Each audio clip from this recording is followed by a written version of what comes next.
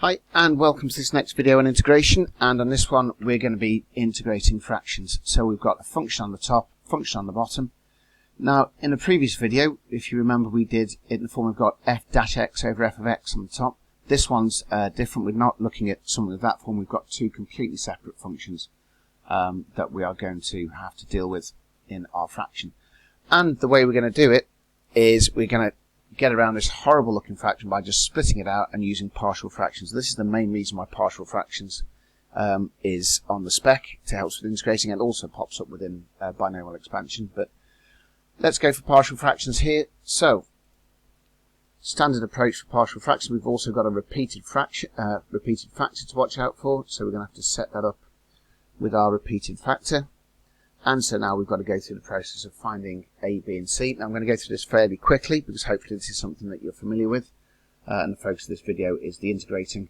So there we go, do the multiplying out. Now choose suitable values. Let's let x equal minus a half.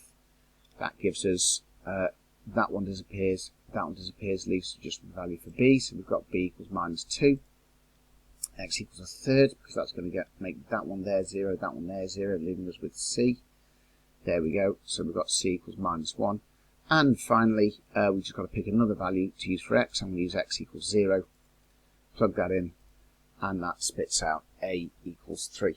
So if you need to spend a little bit more time kind of just checking out that you're okay with your partial fractions, you might want to pause the video and do that. But what that leads to now, if you're happy, is that. So that's going to be our integral.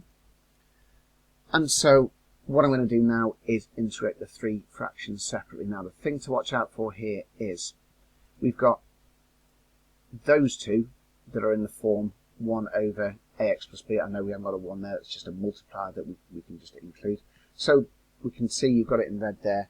If we integrate some of the form 1 over ax plus b, it becomes 1 over a ln ax plus b, standard form of that kind of fraction.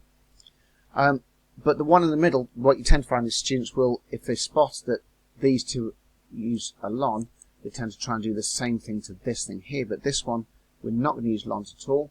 This one, what I'm going to do is rewrite it using negative powers.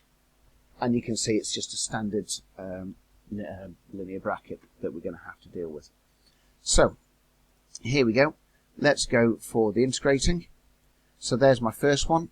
I'm imagining 1 over 2x plus 1. Which is 1 over 2 ln 2x plus 1, and then you've got the 3 there that's just essentially a multiplier. This bit here, there's the original minus 2, divide by the differential from the bracket, divide by the new power, add 1 to the power, and there's the final one, and there you go. Now, again, we're looking for this, and I mentioned in the previous video, we could just whack this into a calculator, but it would give us a decimal answer. We've got to manipulate now, so we get it in this format here. So let's just start by tidying up this middle term, and this middle term, I've got to be careful of the minus and a minus, makes that a plus, and I'm going to write that thing as 1 over 2x plus 1. There you go, there's our reminder that we've got a plus there. So now let's do the substitution in and the intention to subtract. So there we go, so I've put in 1 into all my bits, and there we've got it with half plugged in, and now I've got to manipulate this, so I've got it in form of ln 3, some other ln, which I suspect now is going to be ln 2, and then constants.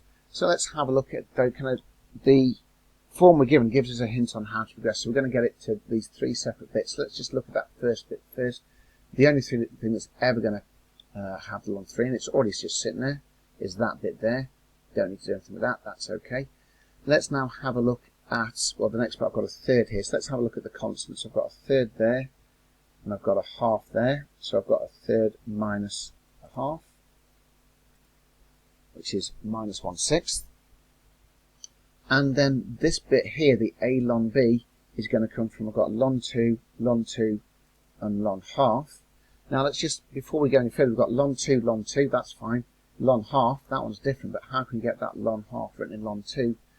Well, we can just do that. So a third ln half is going to be a third ln 2 to the minus 1, which is minus 1/3 ln 2. So that's just your basic log laws.